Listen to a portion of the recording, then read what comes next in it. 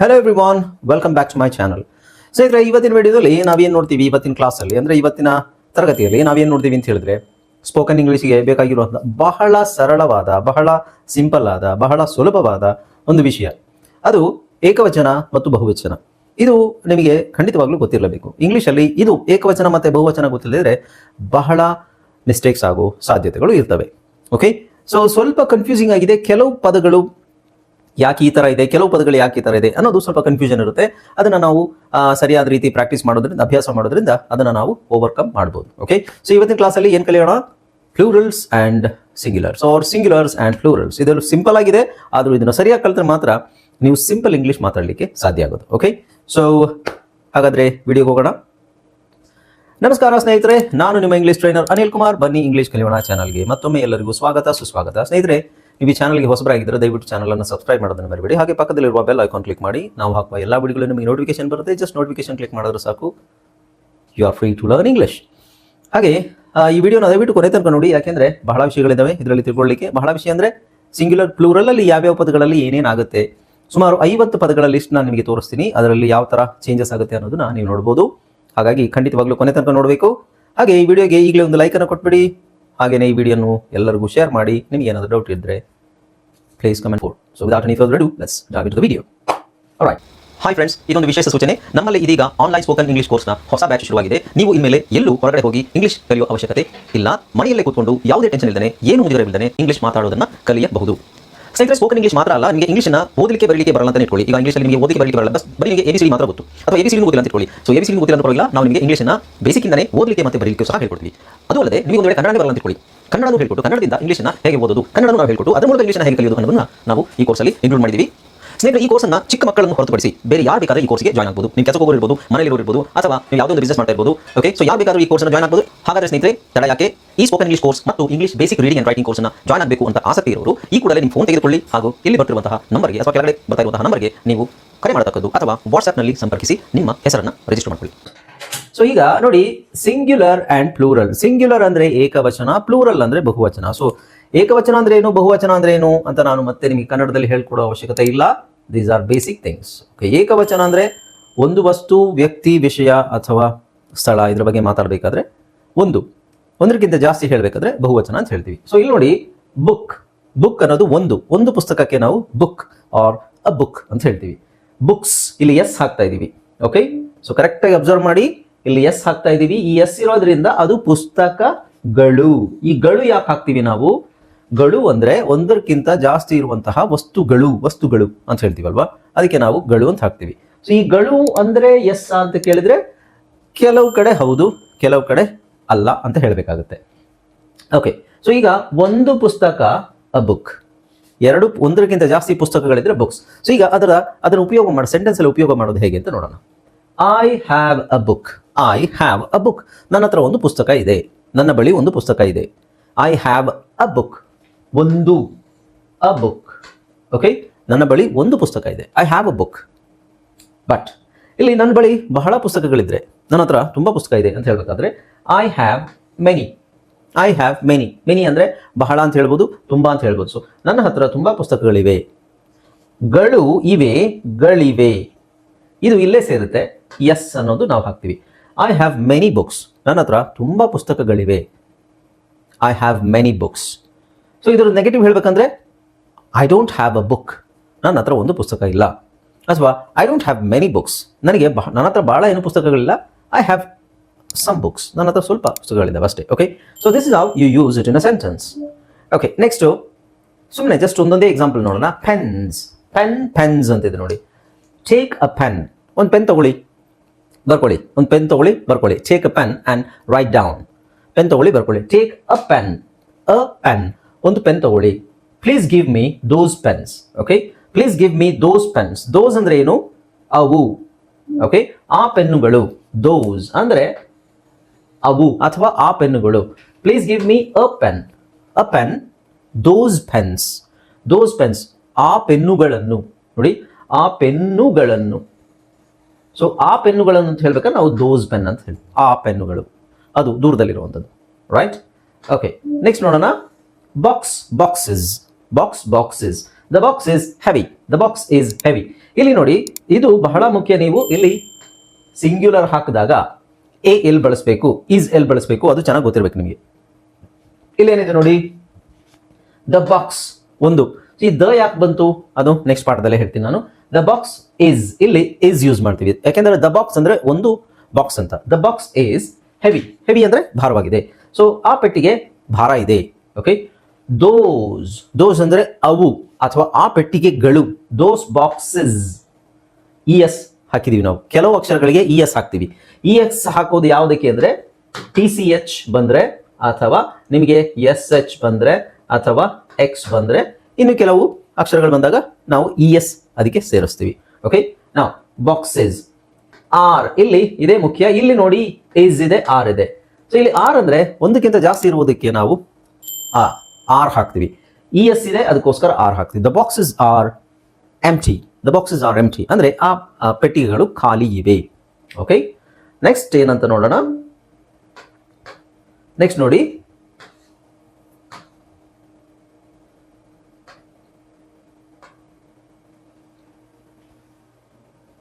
Okay ನೋಡಿದ್ವಲ್ಲ. Next ಅದೇ ತರ bus, buses, bus, buses.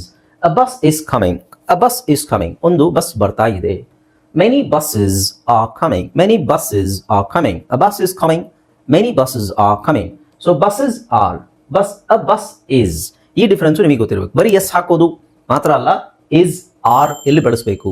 ಸಿಂಗ್ಯುಲರ್ಗೆ ನೀವು ಈಸ್ ಅಂತ ಬಳಸಿ, ಏಕವಚನಕ್ಕೆ ಈಸ್ ಅಂತ ಬಳಸ್ತೀವಿ, ಬಹುವಚನಕ್ಕೆ ನಾವು ಇ ಎಸ್ ಅಂತ ಬಳಸ್ತೀವಿ, ಅದಕ್ಕೆ ಆರ್ ಅಂತ ಬಳಸಬೇಕು. ಓಕೆ, ರೈಟ್, ಸಾರಿ ಈ ಕಡೆ. ನೆಕ್ಸ್ಟ್ ಇನ್ನೇನು ಅಂತ ನೋಡೋಣ. ನೋಟಬಲ್ ಇರ್ರೆಗ್ಯುಲರ್ ಪ್ಲೂರಲ್ಸ್ ಅಂದ್ರೆ ನಮಗೆ ಈಗ ನಾವು ಎಸ್ ಹಾಕ್ತಿವಿ ಅಥವಾ ಇ ಎಸ್ ಹಾಕ್ತಿವಿ. ಸಿಂಗ್ಯುಲರ್ ಇದ್ರೆ ಸಿಂಗ್ಯುಲರ್ನ ಎಸ್ ಹಾಕ್ತಿವಿ. ಈಗ ಬಾಕ್ಸ್, ಬಾಕ್ಸಿಸ್ ಅಂದ್ರೆ ಇ ಎಸ್ ಹಾಕ್ತಿವಿ. ಪೆನ್, ಪೆನ್ಸ್ ಎಸ್ ಹಾಕ್ತಿವಿ ಅಥವಾ ಇ ಎಸ್ ಹಾಕ್ತಿವಿ ಸಿಂಗ್ಯುಲರ್ ಪ್ಲೂರಲ್ಗೆ. ರೈಟ್, ಇಲ್ಲಿ ಸ್ವಲ್ಪ ಚೇಂಜ್ ಆಗುತ್ತೆ. ನಾವು ಎಸ್ ಹಾಕೋದಿಲ್ಲ, ಎಸ್ ಮತ್ತೆ ಎಸ್ ಹಾಕೋದಿಲ್ಲ. ಇದರಲ್ಲಿ ಟೋಟಲ್ ಆಗಿ ಆ ವರ್ಡ್ ಪದದ ಪ್ರೊನೌನ್ಸಿಯೇಷನ್ ಚೇಂಜ್ ಆಗುತ್ತೆ. ಓಕೆ, ಸೊ ಇಲ್ಲಿ ನೋಡಿ, ಉದಾಹರಣೆಗೆ ಮ್ಯಾನ್, ಮ್ಯಾನ್ ಅಂತಿದೆ ಇಲ್ಲಿ. ಮ್ಯಾನ್, ಮ್ಯಾನ್ ಅಂದ್ರೆ ಒಬ್ಬ ಪುರುಷ. ಮೆನ್ ಪುರುಷರು. ಮ್ಯಾನ್ ಗಂಡಸು, ಮೆನ್ ಗಂಡಸರು, ಪುರುಷರು, ಪುರುಷ ಪುರುಷರು. Okay, singular plural. Right, man ಅಂದ್ರೆ ಒಬ್ಬ ವ್ಯಕ್ತಿ. ವ್ಯಕ್ತಿ ಅಂದ್ರೆ ಪುರುಷ ಅಂತಾನೆ ಆಗ್ಬೇಕಂತಿಲ್ಲ, ವ್ಯಕ್ತಿ ಮಹಿಳೆನೂ ಆಗ್ಬೋದು. ಮ್ಯಾನ್ ಒಬ್ಬ ಪುರುಷ, ಇಲ್ಲಿ ಪುರುಷರು. The man is walking, the man is walking. ಆ ಇಲ್ಲಿ ದ ಯಾಕೆ ಬಂತು ಅಂದ್ರೆ ಆ ವ್ಯಕ್ತಿ ನಡೆಯುತ್ತಿದ್ದಾನೆ, ಆ ವ್ಯಕ್ತಿ ನಡೆಯಕತಾನ. Okay, so the man is. ಇಲ್ಲಿ ದ ಮ್ಯಾನ್ ಅಂತ ಬಂದಿರೋದಕ್ಕೆ ಇಸ್ ಅಂತ ಯೂಸ್ ಮಾಡ್ತಾ ಇದ್ದೀವಿ. ಓಕೆ, ದ ಮ್ಯಾನ್ ಒಬ್ಬ ವ್ಯಕ್ತಿ, ಆ ವ್ಯಕ್ತಿ ನಡೀತಿದ್ದಾನೆ. The men are. ಸೊ ಇಲ್ಲಿ ಈಸ್ ಆರ್ ಡಿಫರೆನ್ಸ್ ಗೊತ್ತಾಯ್ತಲ್ವಾ. ಇಲ್ಲಿ ದ ಇದೆ, ದ ಸಿಂಗ್ಯುಲರ್ಗೆ ಬಳಸಬೇಕಂತಿಲ್ಲ, ಪ್ಲೂರಲ್ಗೂ ಬಳಸ್ತೀವಿ ನಾವು. The can be a plural or a singular. Right, so the man is walking, ಪುರುಷ, ಆ ವ್ಯಕ್ತಿ ನಡೀತಾ ಇದ್ದಾನೆ. ದ ಮೆನ್ ಆರ್ ಟಾಕಿಂಗ್, ಗಂಡಸರು ಮಾತಾಡ್ತಾ ಇದ್ದಾರೆ. Okay, right. Now let's see. ಇಲ್ಲಿ woman, woman, this is very important. ಇದರ ಪ್ರೊನೌನ್ಸಿಯೇಷನ್ ಇದೆಯಲ್ಲ, ಪ್ರೊನೌನ್ಸಿಯೇಷನ್ ಇಸ್ ವೆರಿ ಇಂಪಾರ್ಟೆಂಟ್. ಇದನ್ನ ಬಹಳ ಜನ ಮಿಸ್ಟೇಕ್ ಮಾಡ್ತೀರಾ ನೀವು.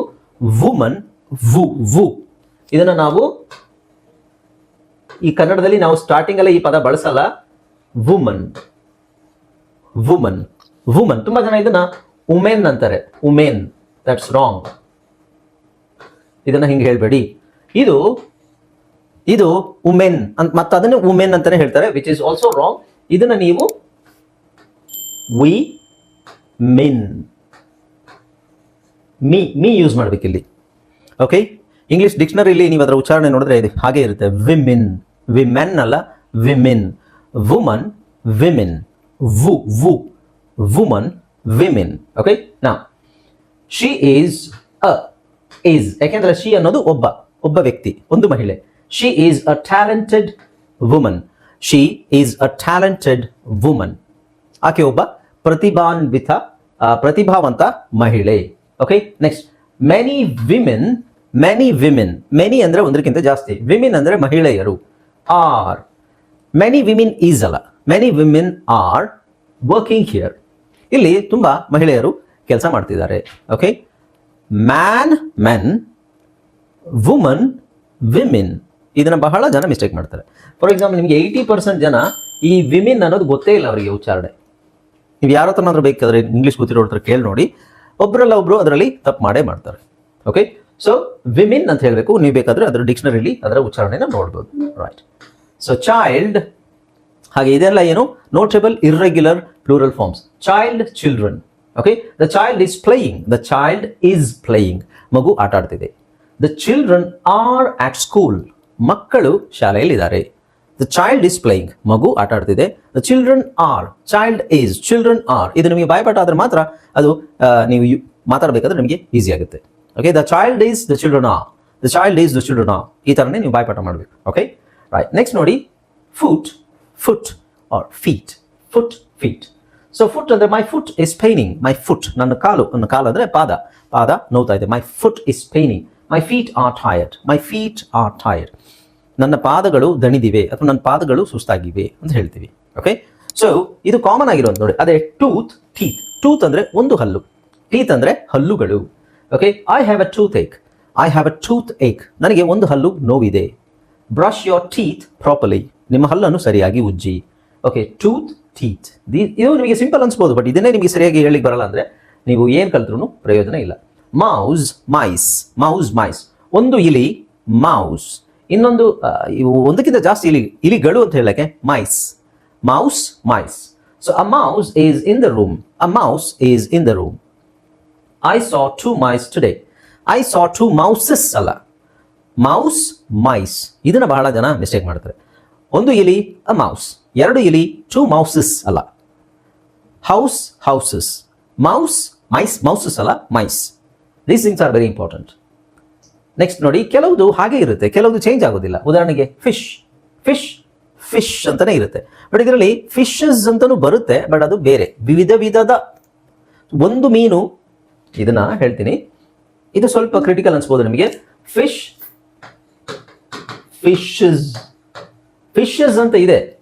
ಫಿಶಸ್ ಅಂತ ಯಾವ್ದಕ್ಕೆ ಹೇಳ್ತೀವಿ ಅಂತ ಹೇಳಿದ್ರೆ, ಫಿಶ್ ಅಂದ್ರೆ ಒಂದು ಮೀನು.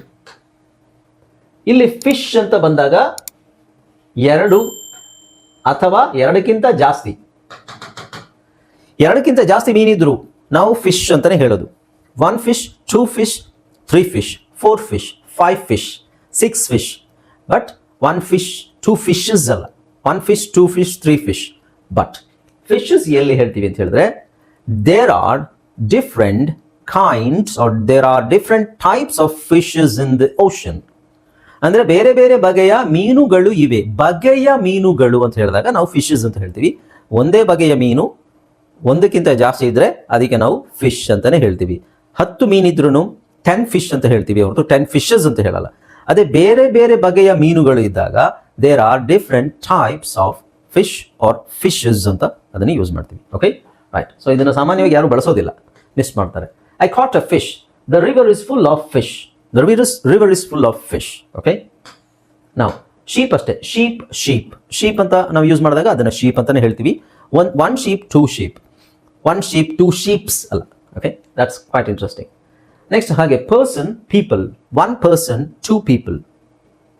He is a good person, many people are waiting.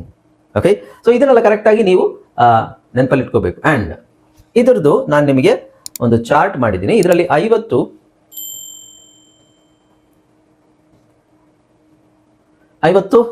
ಏಕವಚನ ಮತ್ತು ಬಹುವಚನದ ಲಿಸ್ಟ್ ಇದೆ ನಿಮ್ಮ ಹತ್ರ. ಇದು ನಿಮಗೆ ನಮ್ಮ ಆ್ಯಪ್ ಡೌನ್ಲೋಡ್ ಮಾಡಿಕೊಂಡ್ರೆ ಆ್ಯಪಲ್ಲಿ ನಿಮಗೆ ಅವೈಲೇಬಲ್ ಇರುತ್ತೆ. ನೋಡಿ, apple, apples, S. Boy, boys, girl, girls, dog, dogs. ಇಲ್ಲೆಲ್ಲ ಎಸ್ ಎಸ್ ಎಸ್ ಹಾಕಿದ್ರೆ ಆಯಿತು ಅಲ್ವಾ. Cat, cats, tree, trees, chair, chairs, table, tables, house, houses, like car, cars, book, books, pen, pens, box, boxes, bus, buses, glass, glasses, watch, watches, man, men. ಇಲ್ಲಿ ನೋಡಿ, man, men, woman, women, child, children, tooth, teeth, foot, feet, person, people, mouse, mice, leaf, leaves. ಇಲ್ಲಿ change ಆಗುತ್ತೆ ನೋಡಿ.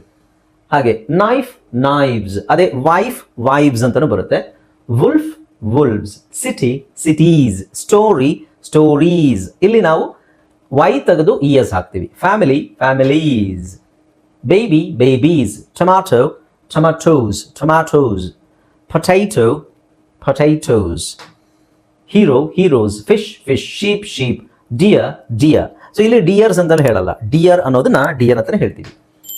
Man servant, men servants. Okay, so ಕೆಲಸದಾಳು, ಕೆಲಸದಾಳುಗಳು ಗಂಡಸು.